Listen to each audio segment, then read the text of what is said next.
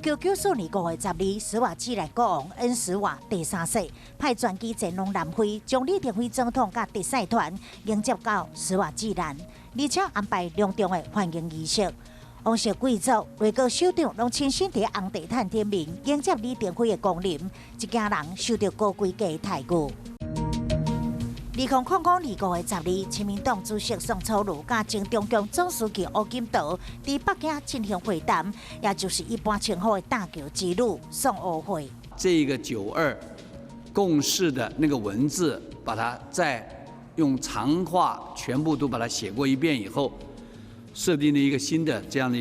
一个名词啊，叫做两岸一中。